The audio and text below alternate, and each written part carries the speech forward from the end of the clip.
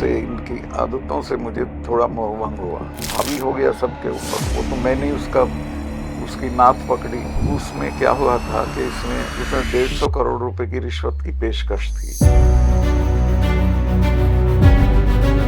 रास्ते में मैंने गडकरी जी को फोन किया, तो मैंने कहा मैं तो इस्तीफा देने जा रहा हूँ। उन्होंने कहा बेवकूफ़ी मत करना। मुझे कहा गया कि भाई तुम अब ये रिटायर हो रहे हैं वेंकैया नायडू, इनकी जगह आपको कर देंगे, आप क्यों जा रहे हो, क्यों बोल रहे हो। इस पार्टी का वहाँ ज़्यादा नहीं है। तो उसका रीज़न था वो पावर में था उस वक्त। अब जब चुनाव में जाएगा तो पावर में नहीं होगा। इलेक्शन कमीशन बेईमानी की बात करता है, उन्हें पता है कैसे है खुद। उनका भी सब सामान वहाँ पहुँचता है, उसमें वो जो है मठ, कहाँ? मठ में, मठ में।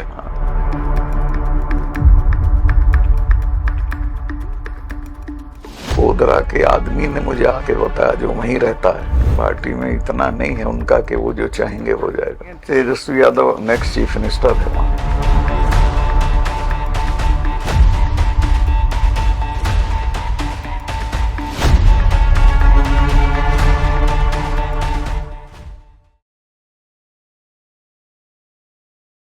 नमस्कार, एनएमएफ न्यूज पर आप सभी का बहुत स्वागत। मैं हूं आपके साथ अभिषेक पुंडी। आज हमारे साथ एक ऐसी शख्सियत मौजूद है जो जब भी कोई बयान देते हैं, जब भी कोई सनसनीखेज खुलासा करते हैं, तो टीवी चैनलों से लेकर अखबार की सुर्खियों तक और सोशल मीडिया पर फेसबुक से लेकर ट्विटर तक इन्हीं की बात होती है। हम बात कर रहे हैं सत्यपाल मलिक। 4 बार गवर्नर इस देश में रह चुके हैं। बिहार के गवर्नर रहे, गोवा में गवर्नर रहे, मेघालय में गवर्नर रहे और जम्मू कश्मीर में भी गवर्नर रह चुके हैं। 1 बार विधायक रह चुके हैं, 2 बार राज्यसभा के सांसद रह चुके हैं और 1 बार लोकसभा के भी सांसद रह चुके हैं। बहुत बहुत स्वागत है सर आपका एनएमएफ न्यूज पर।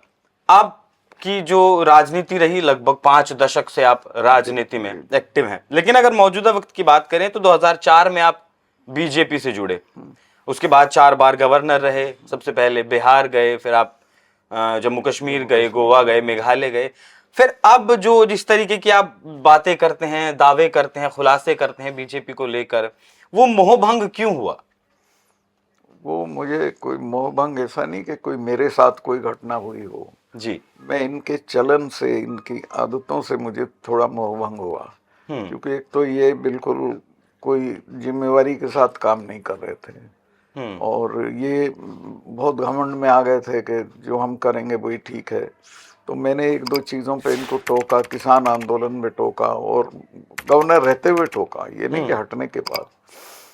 तो इन्होंने कोई सुनवाई नहीं की। वो तो जब मैंने इनको थोड़ा डराया तभी इन्होंने सुनवाई करी, तब वे वापस लिए कानून। तो इनका जो रवैया था उससे मेरा मोहभंग हुआ कि ये कोई प्रो पीपल आदमी नहीं है, ये जनता के पक्ष के लोग नहीं हैं। जनता के पक्ष के लोग नहीं है। आप अक्सर कहते हैं कि मतलब एक तानाशाह और वर्सेस आम आदमी के बीच की लड़ाई है। एग्जैक्टली। वो उसके पीछे का कुछ कारण, ऐसी कुछ घटना? कारण क्या, वो जैसे किसान आंदोलन? हाँ, किसान आंदोलन था। मैं देख रहा था मोदी में वो ट्रेट्स थे तानाशाही वाले, और जब सब डर गए तो फिर वो हावी हो गया सबके ऊपर। वो तो मैंने उसकी नाक पकड़ी, बाकी ने तो किसी ने कुछ कहा नहीं।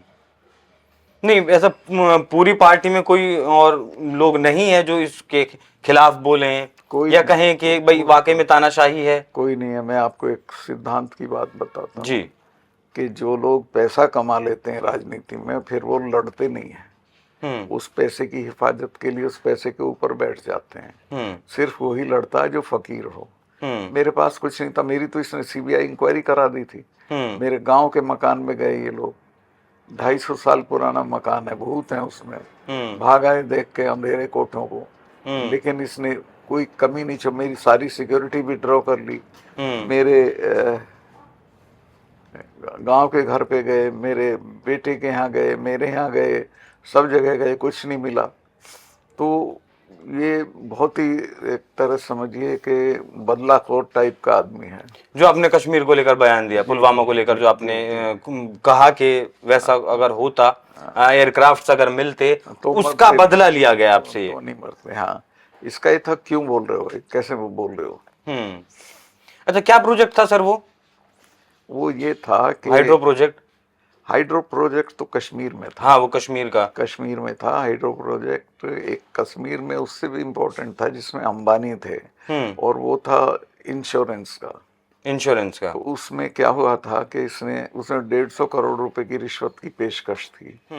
उसमें क्या हुआ था कि इन्होंने रखा कि 8,500 रुपया साल देना पड़ेगा हर कर्मचारी को, सरकारी कर्मचारी को। हाँ, और 20,000 देना पड़ेगा रिटायर्ड को। दिल्ली में तो ऐसा है नहीं, CGHS में फ्री है सब। तो मैंने यही कहा कि भाई ये तो गलत है। फिर जो अस्पताल शॉर्टलिस्ट किए थे कि इनमें सुविधाएं मिलेगी, वो सब 3rd क्लास अस्पताल थे। तो मैंने उसको नहीं पास किया, मैं कैंसिल कर दिया। और फिर मैं कैंसिल करके, चूंकि अंबानी उसमें इनरोल्ड था छोटे वाला, और वो उन दिनों बहुत PM के मुंह चढ़ा था, तो मैं फिर PM को बताने आया। मैं कहा साहब मैंने कर दिया है, आपकी अगर दिलचस्पी हो तो आप मुझे हटा के किसी और से करा लीजिए, मैं नहीं करूँगा। तो खैर इसने उस वक्त तो कि नहीं सतपाल भाई, there is no compromise on corruption, this and that किया। लेकिन इसने गांठ बांध ली कि ये आदमी ठीक नहीं है। क्या था सर उन फाइलों में? उसमें बताया ना मैंने, यही इंश्योरेंस का प्रोजेक्ट। इंश्योरेंस का प्रोजेक्ट था वो जो बताते हैं आप, 150 करोड़ रुपए रिश्वत एक फाइल का। हाँ। कुल मिलाकर 300 करोड़ रुपए का रिश्वत आपको ऑफर किया गया। दूसरी थी वो, उसकी थी। वो क्या था सर? वो एक पानी का प्रोजेक्ट था, उसमें भी 150 करोड़ था। चलिए, राहुल गांधी की अगर हम बात करें, किस तरीके से उभर रहे हैं Rahul Gandhi? Rahul Gandhi is going very well. मैं तो उसका प्रशंसक हो चुका हूँ। मुझे आए थे मिलने, इंटरव्यू किया था उन्होंने मेरा, और बहुत समझदार आदमी है। उसकी चीज़ों को समझने की पकड़ सब बहुत अच्छी है, और he will go a long way. लेकिन कहा यह भी जाता है दूसरी तरफ के 2 भारत जोड़ो यात्रा भी की लोकसभा चुनाव से पहले, बहुत ज्यादा चुनाव प्रचार भी किया, लेकिन उसके बावजूद भी 99 सीटों पर आकर सिमट गए। 99 सीट सरकार बनाने की स्थिति में नहीं पहुंचे। ना आए होंगे, लेकिन 99 सीट तो बहुत होते हैं ना। वो किस दिन 200 हो जाएंगे। नहीं, उसके पीछे भी एक तर्क दिया जाता है कि जब इंदिरा गांधी का जो है दौर बुरा वक्त आया था, तब भी वो जब चुनाव हारी थी तो 156 सीटें, उस प्रदर्शन तक तो पहुंचने में कांग्रेस पार्टी को बहुत वक्त लग जाएगा अभी इस हिसाब से। कोई जरूरी नहीं, एक झटके में पहुंच जाएंगे। और जिस तरीके के बयान अब राहुल गांधी के आ रहे हैं, बहुत समझदारी से भरे हुए हैं सब। जो अभी पिछला बयान उनका आया कि राम मंदिर में जो कार्यक्रम हुआ वो नाच गाने का कार्यक्रम था, 22 जनवरी का। नहीं कहा उन्होंने कहा है हरियाणा में चुनाव प्रचार के दौरान उन्होंने कहा है ऐसा नहीं कि वो प्रोग्राम जो था वो पॉलिटिकली ज्यादा था, उस प्रोग्राम में नाच गाना ज्यादा हुआ। पवन कल्याण ने भी इस बात पर, इस बयान पर जो है प्रतिक्रिया दी कि हमें कुछ भी बोलिए, मोदी जी को कुछ भी बोलिए, लेकिन सनातन पर इस तरह की टिप्पणियां। मेरा ख्याल है ये नहीं कहा। नहीं, यही कहा था उन्होंने। अच्छा, कहा था तो जी गलत है। तो अब क्या आप देखते हैं कि PM की रेस में है राहुल गांधी? एकदम। कैसे पहुंचेंगे वहां तक? पहुंचे हुए हैं, वो किसी भी दिन पहुंच जाएंगे। जब ये गिरेंगे तो वो उठ जाएंगे। गिरेंगे मतलब 29 में, इससे पहले? अभी गिर जाएंगे, ये तो 1 साल में ही गिर जाएंगे। 27 में? अच्छा, जो कास्ट सेंसस की बात राहुल गांधी कर रहे हैं, वो आपके लिहाज से कितना सही है? वो ठीक होना चाहिए, नहीं होना चाहिए? होना चाहिए। लेकिन कांग्रेस पार्टी के जो पुराने नेता रहे, वो जवाहरलाल नेहरू रहे हो, राजीव गांधी रहे हों, या फिर इंदिरा गांधी रही हों, वो देश को जाति में बांटने के पक्ष में कभी नहीं रहे। लेकिन अब राहुल गांधी जिद पर अड़े हैं कि जातिगत जनगणना तुम करवा कर रहेंगे। उससे देश जातियों में नहीं बंटेगा। उससे एक अंदाज हो जाएगा किसको हिस्सेदारी मिल रही है, किसको नहीं मिल रही है। क्योंकि बड़े पैमाने पे जातियां हैं, पिछड़ी हैं, गरीब हैं, दलित हैं, उनको हिस्सा नहीं मिल रहा है, और सारा हिस्सा बड़े लोग खा रहे हैं। ये तो जो सब कैटेगराइजेशन का फैसला सुप्रीम कोर्ट का आया था SC/ST के रिजर्वेशन में, उसमें भी बवाल हुआ। उसमें भी सुप्रीम कोर्ट ने कहा कि भाई जिसको आरक्षण मिल गया आप छोड़िए, आप दूसरे लोगों को दीजिए। तब भी दलित समाज या फिर कुछ जातियां दलितों में वो इसके पक्ष में नजर नहीं आई। अब वो आए ना आए, जो सही बात है वो सही बात है। चलिए, हरियाणा का भी चुनाव खत्म हुआ, अप्रत्याशित नतीजे हरियाणा में निकल कर आए। बहुत सारे एग्जिट पोल से सभी नेताओं की जो भविष्यवाणी थी यही थी कि हरियाणा में तो कांग्रेस पार्टी ही जीतेगी, बम्पर जीतेगी। मैं तो गया हुआ था, मैंने ग्राउंड पे देखा कांग्रेस को जीतते हुए। लेकिन नतीजे पता नहीं कैसे आए, तो बिल्कुल समझ के बाहर है। तो वही जो कांग्रेस कह रही है कि जहां बैटरी चार्ज थी वहां मुझे तो बीजेपी जीत लगता है गई। इनके ईवीएम से चुनाव बंद करना चाहिए। हम्म। सब ईवीएम का कमाल है। नहीं, जम्मू कश्मीर में भी तो ईवीएम से ही चुनाव हुआ, वहां भी तो वो सवाल उठने वो चाहिए फिर। सवाल नहीं है। सवाल ये है कि वो अगर जहां उसको मैनेज करना चाहेंगे कर लेंगे, जहां उन्होंने नहीं चाहा नहीं हुआ। वही मैं जानना चाहता हूँ, कश्मीर में क्यों मैनेज नहीं किया? नहीं किया होगा इन्होंने। आप तो कश्मीर को बहुत बेहतर तरीके से जी जानते जी हैं, जी रहे हैं आप वहाँ जी एक साल, जी कि जमीन पर हालात देखे जी आपने जी लोगों के बीच वहाँ। तो वहाँ अगर चाहते तो, अगर सरकार बना सकते थे, चाहते तो बना ही लेते, चाहते तो बना सकते थे, बनाते। वहां भी मैनेज कर सकते थे ईवीएम। वो फ्रेंडली सरकार है, जरूरत ही नहीं थी, उसके साथ समझौता था उमर के साथ इनका। नहीं सर, आप 4 बार गवर्नर रहे हैं, 4 अलग अलग राज्यों जी के हालात आपने देखे हैं, उसके बाद मैं ये जानना चाहता हूं कि आप चुनाव आयोग पर सवाल क्यों उठाते हैं? जी। आप सरकार का हिस्सा रहे हैं। देखिए, मैं सरकार का हिस्सा हूं या ना हूं वो इम्पोर्टेंट नहीं है। इम्पोर्टेंट है जो सच है। मैं सरकार में रहते हुए भी जब किसानों वाले मुद्दे पे मोदी से मिलने गया तो मैं गवर्नर था, और मैंने 10 दिन ये सोचा कि मुझे जाना चाहिए कि नहीं जाना चाहिए, और मैं इस नतीजे पहुंचा कि जाऊंगा तो मैं फिर उनको इस्तीफा दे दूंगा अपना, और मैं जेब में रख के, इस जेब में रख के गया इस्तीफे को। रास्ते में मैंने गडकरी जी को फोन किया, तो मैंने कहा था मैं तो इस्तीफा देने जा रहा हूँ। उन्होंने कहा बेवकूफ़ी मत करना, मांगे तो देना, खुद मत देना। तो खैर वो नहीं हुआ, उस दिन मांगा नहीं, मैंने दिया नहीं। तो उस दिन मैंने सोच के गया कि अब ये चाहे मुझे राज्यसभा ये छोड़ना होगा ऑनरशिप, मैं जो किसानों के बारे में बोलना है वो बोलूँ। मैं बोला, फिर वो सब जगह फैली बात किसानों वाली, और वो अब तक लोगों को याद है, भाई ये आदमी था जो बोला था हमारे लिए। मुझे कहा गया कि भाई तुम अब ये रिटायर हो रहे हैं वेंकैया नायडू, इनकी जगह आपको कर देंगे, आप क्यों जा रहे हो, क्यों बोल रहे हो? मगर ये कुछ नहीं होता, वेंकैया नायडू जब रिटायर हो जाए कुत्ता भी रास्ता नहीं छोड़ेगा। याद रहता आप किस बात पे लड़े थे, तो मैं किसानों की बात पे लड़ूंगा।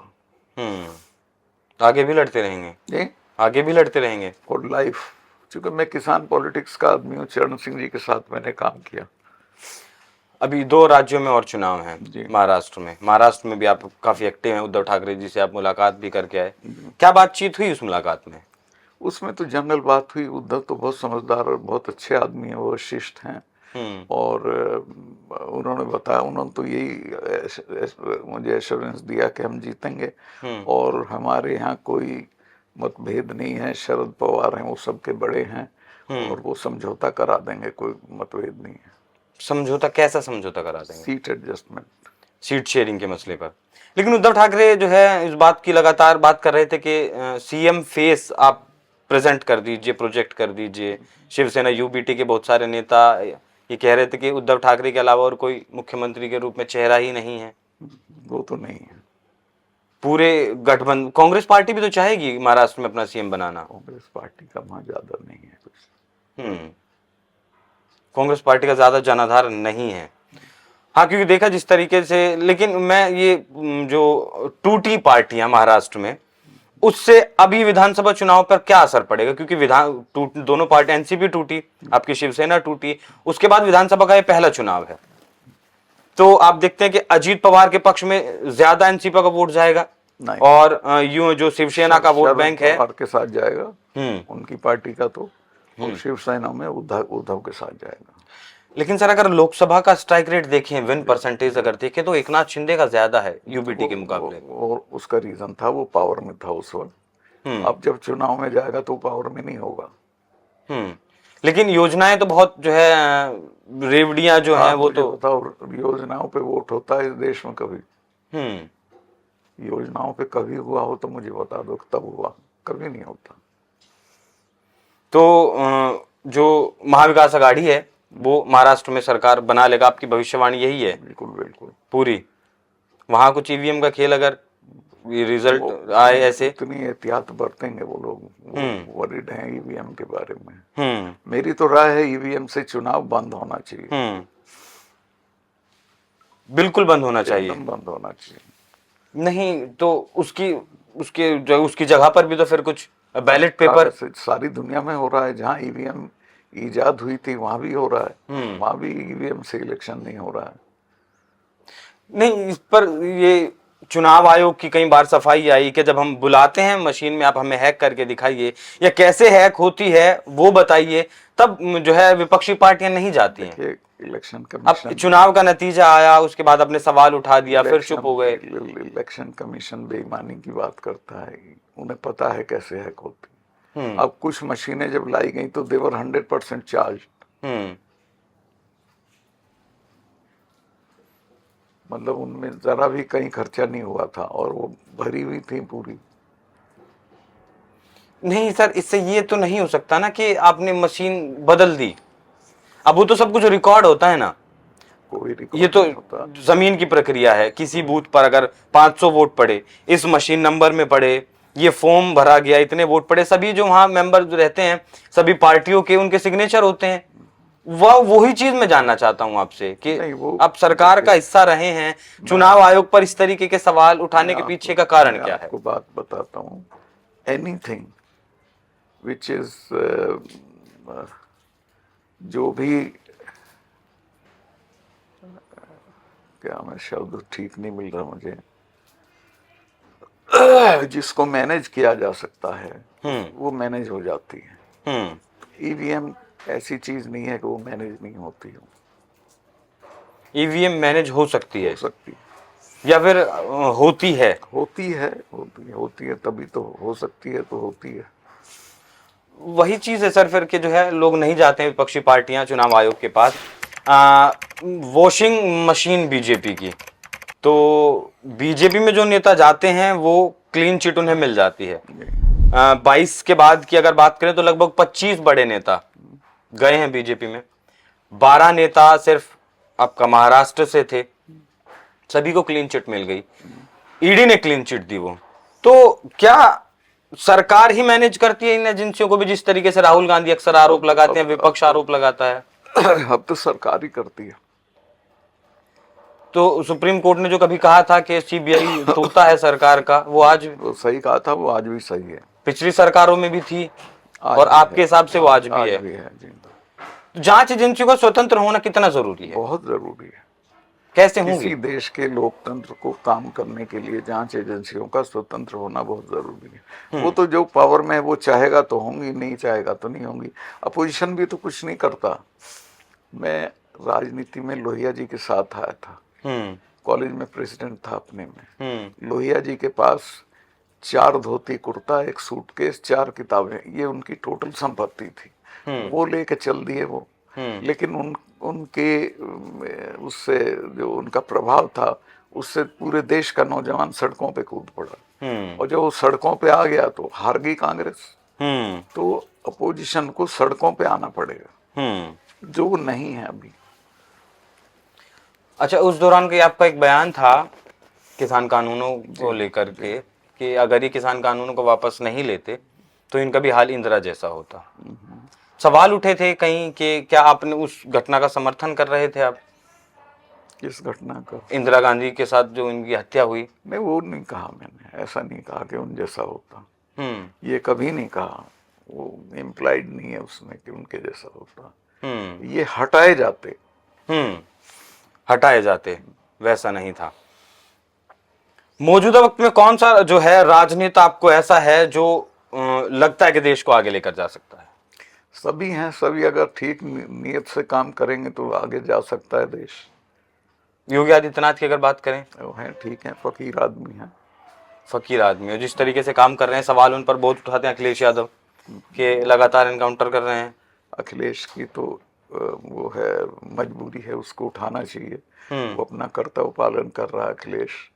लेकिन योगी जी का भी, अब मैं क्या कहूँ, योगी जी भी कोई ऐसा नहीं है कि बिल्कुल ही फकीर है। उनका भी सब सामान वहाँ पहुँचता है, उसमें वो जो है मठ, कहाँ? मठ में, उनकी मठ में। हाँ। सामान मतलब जो वो राजनीति से पैदा करते हैं वहाँ जाता है सब, उनके मठ में। हाँ। अच्छा, बाकी जो कानून व्यवस्था की बात करें या फिर जो सब क्या लोग, ऐसा आमतौर पर चर्चा होती है कि मोदी के बाद कौन, योगी आदित्यनाथ का नाम आता है, अमित शाह का नाम आता है, आप किसे देखते हैं? देखिए, इनमें से कोई नहीं आएगा। अच्छा। मोदी के बाद आदमी आएगा जैसे गडकरी है, उसमें संभावनाएं हैं। वो साफ सुथरा भी है, he is a person with vision, और लोग उसको पसंद करते हैं। इस तरह के लोग आएंगे। योगी प्राइम मिनिस्टर मटेरियल नहीं है। उसके पीछे कुछ कारण? नहीं है ही नहीं, उनकी बनावट वो प्राइम मिनिस्टर जैसे दिखते नहीं। नहीं, मोदी जी भी तो सीएम ही थे गुजरात के, उन्हें भी जो है पीएम के तौर पर प्रेजेंट किया गया थे, उनका तजुर्बा था, और उन्होंने देश को सक्सेसफुली धोखा दे दिया था। उसमें वो जो हुआ था गोधरा के आदमी ने मुझे आके बताया, जो वहीं रहता है, उसने कहा सर जो लाशें थी एक को भी कोई क्लेम करने नहीं आया, सब अनाथालय के बच्चों को पकड़ के जलवा दिया था इन्होंने ट्रेन में। नहीं, उसका जो एसआईटी की जांच हुई थी उसमें ऐसा कुछ नहीं लिखा हुआ। अब नहीं, जो सरकारी दस्तावेज हैं, भाई सरकारी दस्तावेज कोई सही होते हैं सब।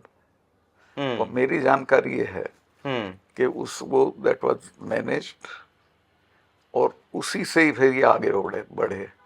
हिंदू साइकी में ये हो गया, दंगा हो गया वहाँ अहमदाबाद में, उसमें इन्होंने एक पक्ष लिया, तो लोगों को ये हो गया कि भाई यही आदमी है। मतलब आप ये कहना चाहते हैं वो दंगा प्लांटेड दंगा था, करवाया गया वो? बिल्कुल था।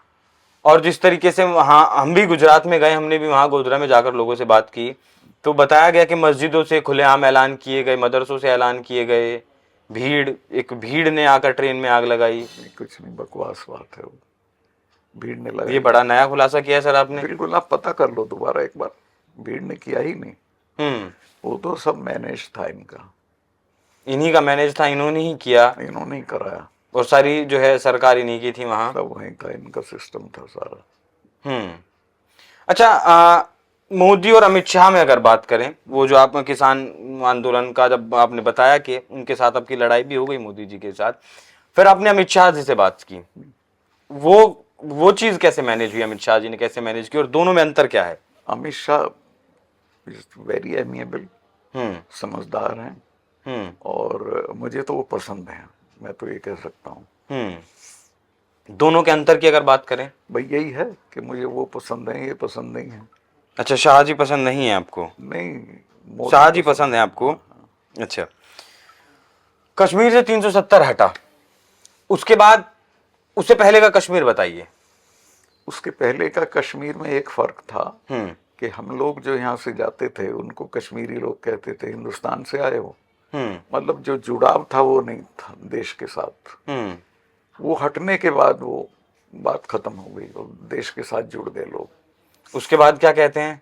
उसके बाद तो कुछ भी नहीं कहते हैं। तो पहले वो खुद को हिंदुस्तान का हिस्सा नहीं मानते थे? नहीं मानते थे। पाकिस्तान का हिस्सा मानते थे? नहीं, उसका भी नहीं मानते थे। आजाद मानते थे? कश्मीर मानते थे, सिर्फ कश्मीर। हम कश्मीरी हैं, जुड़े हुए तो हैं ना किसी से, वैसे तो हिंदुस्तान के साथ जुड़े हुए थे लेकिन मानते नहीं थे। अब इस चीज को मानते हैं।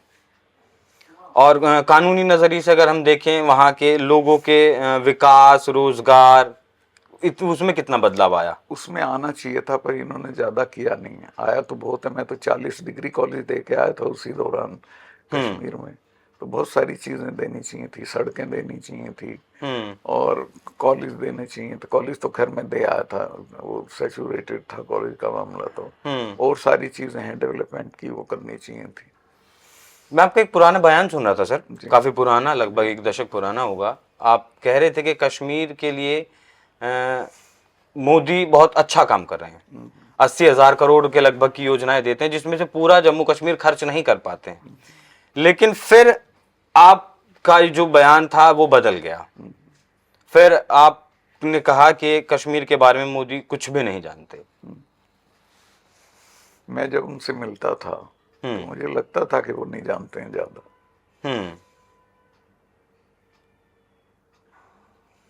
कश्मीर के बारे में मैं तो गवर्नर था, मेरी एक समझ थी, मुझे एक जानकारी थी, और मैं मिलता था इनसे। ये प्रधानमंत्री थे, इनको जानकारी नहीं होती थी, वो इनको ज्यादा जानकारी नहीं होती थी। ज्यादा जानकारी नहीं। अब जब मिलते थे, आप जब भी मैं मिला तो मुझे नहीं लगा कि he is very well versed. नहीं, वैसे तो जब भी मोदी जी को देखते हैं, किसी के भी साथ मिलते हैं, खिलाड़ियों से मिलते हैं या किसी से भी मिलते हैं, तो उनके बारे में पूरी जानकारी रख के ही मिलते हैं उनसे। मिलते होंगे मेरे से। अब कश्मीर तो बहुत सेंसिटिव मुद्दा है। मेरे से तो कभी मिले नहीं पूरी जानकारी लेके, मुझे तो उनको बताना पड़ता था। कि क्या बताना पड़ता था, जैसे कि? यही कि वहाँ ये हालात हैं। अच्छा, 24 के लोकसभा चुनाव से पहले आपने कहा था कि अगर मोदी आए फिर चुनाव नहीं होंगे देश में तीसरी ये बार। मैं आज भी मानता हूँ कि अगर वो जीत जाएंगे तो वो कोशिश करेंगे चुनाव ना हो। नहीं, सरकार में भी आए और चुनाव भी अभी हुए, आपका हरियाणा का हुआ, जम्मू हरियाणा कश्मीर का हुआ, चुनाव नहीं, नेशनल चुनाव जो लोकसभा की बात करें। वो जीत जाएंगे तो कहेंगे क्या जरूरत है चुनाव की, हर बार तो मैं ही जीत रहा हूँ। मैं बता रहा हूँ उनका बैंट ऑफ माइंड जो है। अच्छा, 29 में बीजेपी की तरफ से कहा जा रहा है कि मोदी जी ही रहेंगे एक बार फिर। 29 तक तो मोदी जी नहीं रहेंगे, वो तो बीच में ही हट जाएंगे। वही मैं जानना चाह रहा हूँ सर, आप बता नहीं रहे हैं वो कैसे हटेंगे। उनको आरएसएस हटा देगा। अच्छा। आरएसएस को अब ये अंदाज हो गया है कि Modi is a counter productive personality. खराब हो गए लोगों में, लोग इनको पसंद नहीं करते हैं और ये रहेंगे तो हम डूब जाएंगे। तो इनको आरएसएस ही कह देगा आप एक तरफ हो जाइए। तो आरएसएस उत्तराधिकारी तैयार कर रहा है? उत्तराधिकारी तो बहुत हैं ऑलरेडी तैयार करने के लिए, बताया ना मैंने, गडकरी हैं, ऐसे लोग बहुत हैं, बीजेपी में बहुत लोग हैं। और मोदी जी का एक बात मैं बता दूं, मोदी जी अपने से कभी नहीं जाएंगे, लेकिन वो जबरदस्ती भी नहीं कर सकते। अपने से कभी नहीं जाएंगे। हाँ, वो नहीं जाना चाहेंगे और जबरदस्ती भी नहीं करेंगे कि मुझे ही बना रहना है। क्योंकि वो जो उनका एक फार्मूला है ना कि 75 साल के बाद, तो वो 75 पार कर जाएंगे अगले साल 27 में। 27 में अभी हो जाएंगे वो। तो अगर देखें कि अटल आडवाणी की एक जोड़ी थी, जो अटल जी चेहरा हुआ करते थे, आडवाणी जी मैनेज किया करते थे। अब ये अगर मौजूदा वक्त की बात करें तो शाह और मोदी की जोड़ी है। ऐसी कौन सी जोड़ी है जो आगे कमान संभाल सकती है? जोड़ी की जरूरत नहीं है, बहुत लोग हैं। आप तो जर्नलिस्ट हो, देखते होगे कौन लोग हैं, किन में संभावनाएं हैं। मैंने आपको योगी आदित्यनाथ का नाम बताया, अमित शाह का नाम बताया, क्योंकि केजरीवाल साहब जब जेल से आए थे जमानत पर लोकसभा चुनाव के दौरान, तो उन्होंने कहा था कि ये वोट अपने लिए नहीं मांग रहे हैं, ये वोट अमित शाह के लिए मांग रहे हैं। बीच में वो हट जाएंगे 1 साल के बाद और अमित शाह को प्रधानमंत्री बना देंगे। उतना आसान नहीं है, पार्टी के अंदर इतना आसान नहीं है। पार्टी के अंदर इतना आसान नहीं है। तो ये कौन तय करेगा? फिलहाल आपका कहना है कि मोदी जी एक डिक्टेटर हैं, तानाशाह की तरह काम कर रहे हैं, तो फिर वही तय करेंगे ना कि उनका उत्तराधिकारी कौन होगा। वो पार्टी में इतना नहीं है उनका कि वो जो चाहेंगे हो जाएगा। संघ भी है, संघ की राय है कि ये अमित शाह को ज्यादा नापसंद करते हैं संघ वाले। हाँ, उसके पीछे का कारण? उनको नहीं सूट करता। अच्छा, मुझे तो अच्छे लगते हैं वो। मोदी जी से ज्यादा नापसंद अमित शाह को करते हैं संघ वाले। अब संघ का जो है अच्छा खासा रोल रहा हरियाणा के चुनाव में जी। ये देखा, यही तो नहीं जीत का कारण है। नहीं, ये तो नहीं है, वहां तो कुछ और हुआ है, आई डोंट नो क्या था। चलिए, दिल्ली के मुख्यमंत्री, पूर्व मुख्यमंत्री अरविंद केजरीवाल की अगर बात करें तो वो कैसे नेता हैं?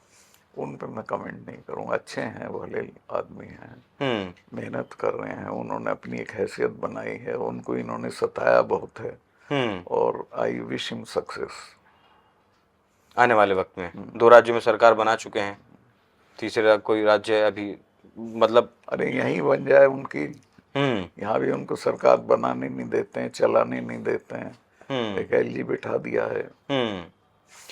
अच्छा, एलजी की आपने बात की, तो जो फिलहाल मनोज सिन्हा गवर्नर हैं जम्मू कश्मीर में और दिल्ली में जो एलजी है, दोनों को पावर्स अच्छी खासी दी गई हैं। और शायद यही कारण है कि उमर अब्दुल्ला ने जैसे ही शपथ ली उसके बाद वो सरकार के समर्थन में आ गए। 370 हटाने का जो उन्होंने कहा, अपने मैनिफेस्टो में कहा था हटाएंगे, उससे इनकार कर दिया कि जिस सरकार ने खुद हटाया है हम उस सरकार से कैसे कहें कि 370 आप बहाल कर दीजिए। और सरकार के साथ मिलकर ही काम करेंगे, बीजेपी के साथ मिलकर काम करेंगे, जिस पर इंजीनियर राशिद का बयान आया कि ये सब कुछ फिक्स था पहले ही। इंजीनियर रशीद जो है वो नेशनलिस्ट नहीं है, सेपरेटिस्ट है, इसीलिए उसको वोट मिलता है वहां। मतलब जो जितना कड़वा बोलता है जम्मू कश्मीर के बारे में, वो उतना उसको बेनिफिट होता है। उतना उसका बेनिफिट होता है। हिंदुस्तान के बारे में कड़वा बोलते हैं हिंदुओं के बारे में, तब बेनिफिट मिलता है। हाँ बिल्कुल हिंदू और हिंदुस्तान दोनों, या हिंदुस्तान के बारे तो में? नहीं, हिंदुस्तान के बारे में। हिंदुस्तान के बारे में अगर आप कड़वा बोलेंगे तो आपको सक्सेस मिलेगी जम्मू कश्मीर में। होगा जी। तो क्या अब मिलकर सरकार चलाएंगे दोनों सही तरीके से जम्मू हाँ, कश्मीर वो तो में? चलाएंगे, चूंकि अभी तो इतनी पावर्स हैं एलजी की हम्म। कि वो कुछ नहीं कर सकते हैं बिना एलजी के। चलिए, राहुल गांधी के विदेशों में दिए गए बयान तो आपने अक्सर सुने होंगे। राहुल गांधी ने कोई ऑब्जेक्शनेबल बात मेरी जानकारी में तो कही नहीं। अच्छा, ही इज टॉकिंग सेंस, और उसको ये उसके पीछे लगे हुए हैं बेमतलब। नहीं, राहुल गांधी जब कहते हैं देश में, विदेश में बैठ करके देश में केरोसिन छिड़का हुआ है, सिर्फ चिंगारी लगाने की देर है। राहुल गांधी जब कहते हैं कि सिखों को कड़ा पहनना चाहिए या दस्तार बांधनी चाहिए, उसके लिए लड़ाई हम लड़ रहे हैं, पता नहीं वो चीजें कैसे, मतलब आप कैसे उसे मैंने वो कर सकते हैं? नहीं, ये बयान पर सिखों को दस्तार तो बांधनी चाहिए, वो तो उनका बांधते हैं, लेकिन राहुल गांधी का कहना है कि हम इसी बात की लड़ाई लड़ रहे हैं कि उन्हें वो बांधते रहें। किसने मना किया है सिखों को? हाँ नहीं, कभी मना नहीं किया, और उनको बांधते रहना चाहिए। तो जाति वाले बयान पर एक बार मैं फिर से आऊंगा। जाति में जैसे आपने कहा कि पता होना चाहिए कि किसकी कितनी हिस्सेदारी है, तो इस हिसाब से अगर जब जातिगत जनगणना होगी, मुस्लिमों की भी जाति का पता चलेगा, तो क्या फिर उस आधार पर देश में धर्म के आधार पर भी फिर आरक्षण दिया जाना चाहिए? आरक्षण हो ना हो, लेकिन ये पता रहना चाहिए किसको कितना। ये सिर्फ सरकार को पता रहे या आम जनता को भी? आम जनता को पता रहे, सरकार को रहे ना रहे। नहीं, जो नीतियां हैं, योजनाएं हैं, वो तो सरकार को ही देनी है। नहीं, बट वोट तो जनता को देना ना। वो देखेगा कि अच्छा इनकी इतना हिस्सा और इनको कुछ नहीं मिल रहा है, तो वोट देगा उनके पक्ष में। ये विभाजनकारी नहीं हो जाएगा? बिल्कुल नहीं। लोग एक दूसरे के प्रति द्वेष भावना नहीं रखेंगे? विभाजनकारी नहीं है कि तुम हो 2% और काबिज हो 80% पे। डॉक्टर लोहिया ने एक बार कहा था कि मैं गोवा के आंदोलन के संबंध में कमेटी बनाने बैठा, और मैंने कोशिश की कि इसमें अपर कास्ट के लोग ना आए, सब वर्गों के लोग हों, लेकिन घुमा फिरा के जब कमेटी बनती थी तो 80% अपर कास्ट आता था। क्योंकि अपर कास्ट ही है राजनीति में एक्टिव। तो ये जो है वो है डिस्क्रिपेंसी या न्याय, ये रुक जाएगा उससे। न्याय रुक जाएगा उससे? नहीं, देखिए, अगर जातिगत जनगणना होगी, होनी चाहिए, मैं उस बात की वो नहीं कह रहा हूँ कि नहीं होनी चाहिए, तो कहीं ना कहीं फिर लोग मांग करेंगे, सड़कों पर उतरेंगे। जैसा आप ही ने कहा कि 2% लोग हैं, 80% की राजनीति करते हैं, तो वही चीज के उसी से क्या देश में चीजें नहीं बिगड़ेंगी? वो देश अच्छा है कि ये देश अच्छा है जिसमें उनको हिस्सेदारी नहीं मिल रही है? हिस्सेदारी मिलनी चाहिए, लेकिन योग्यता के हिसाब से भी मिलनी चाहिए ना। योग्यता देखिए, योग्यता का क्या है, ये जो तथाकथित योग्यता है जो जाति आधारित है, जाति के बेसिस पे मिलती है, ये कौन सी योग्यता है? जाति के आधार पर जो मिलती है वो, बिहार का थोड़ा सा जिक्र करूंगा मैं। बिहार के राज्यपाल रहे आप, बिहार की राजनीति में बीजेपी कोई प्रमुख चेहरा क्यों नहीं बना पाई? अब आई डोंट नो क्यों नहीं बना पाए हैं, वहाँ लोग तो हैं, ऐसा नहीं है। ऐसा कोई नेता नाम नहीं बना पाई है, लेकिन कि जिस हिसाब से एक जिसके नाम पर वोट मिले, वोट ट्रांसफर करवा पाए, जो जैसे मोदी जी हैं, उत्तर प्रदेश में हैं, उत्तराखंड में हैं, आसाम में हैं, ऐसा कोई नेता नहीं बना पाई है बिहार में। नहीं है वहाँ पे, ऐसा नहीं। लालू यादव की राजनीति तो लगभग वो तो इनएक्टिव हो गए हैं राजनीति में। तेजस्वी यादव अभी देख रहे हैं। नहीं है, Tejashwi Yadav next chief minister है वहाँ। Tejashwi Yadav next chief minister. Prashant Kishor भी बहुत एक्टिव हैं। प्रशांत किशोर तो वो हैं अपने, जिसको कहिए एकेडमिक हैं, लेकिन ये लड़का आएगा तेजस्वी, उप मुख्यमंत्री तक तो पहुंच गए, अब मुख्यमंत्री बन जाएंगे। बीजेपी भी तो इस बार पूरा जोर लगा रही है।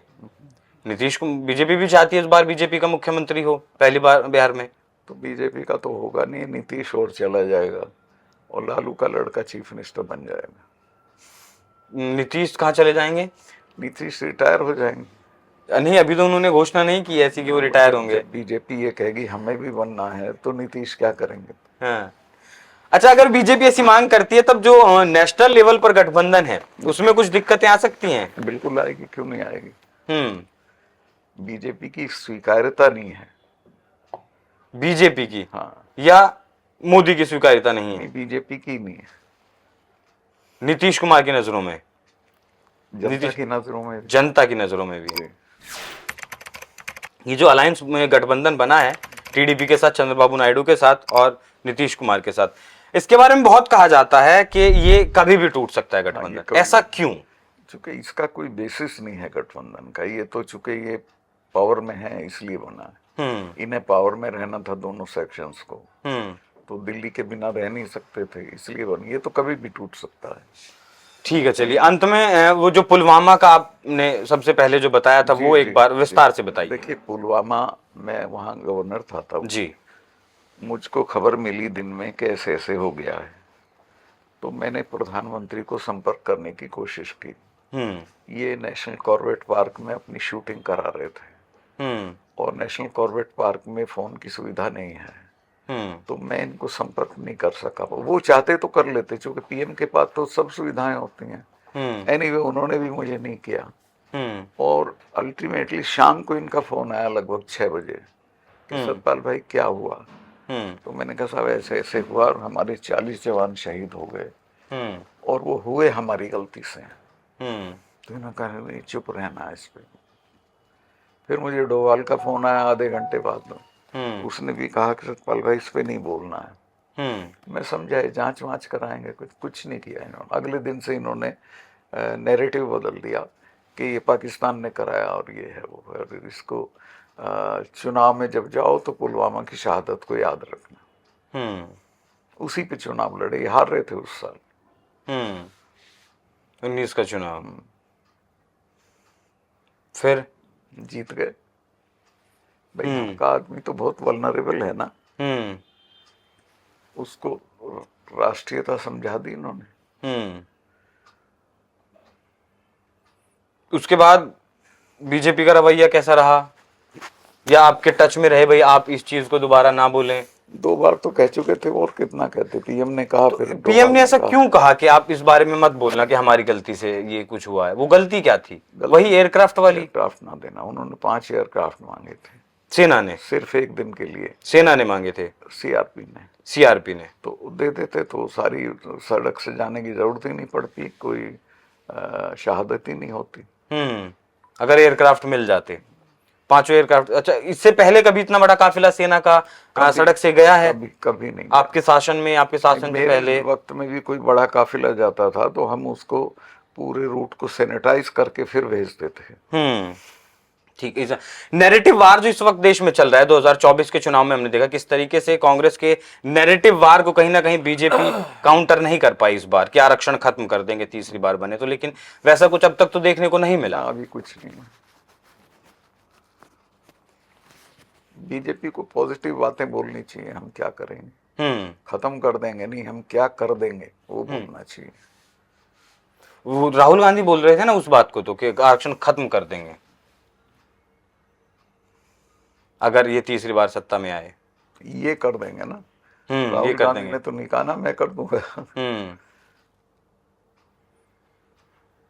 और राहुल गांधी को अगर पीएम तक पहुंचना है तो आपके हिसाब से क्या कुछ और करना होगा? नहीं, ठीक चल रहे हैं वो, जैसे चल रहे हैं वैसे चलते रहेंगे तो पहुंच जाएंगे वहां तक। पहुंच जाएंगे। 29 में उसके बाद अब कब हो तो देखो जनता के ऊपर है, but he has got all positive traits. लेकिन ये आपकी भविष्यवाणी मान लें कि राहुल गांधी प्रधानमंत्री बनेंगे जी हाँ, एक ना एक दिन जरूर बनेंगे। वो 29 में बने या उसके बाद 34 में बनेंगे।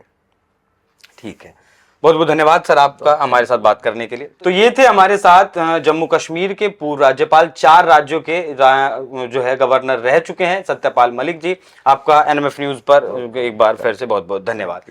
ये चर्चा आपको कैसी लगी कमेंट कर जरूर बताइएगा। धन्यवाद।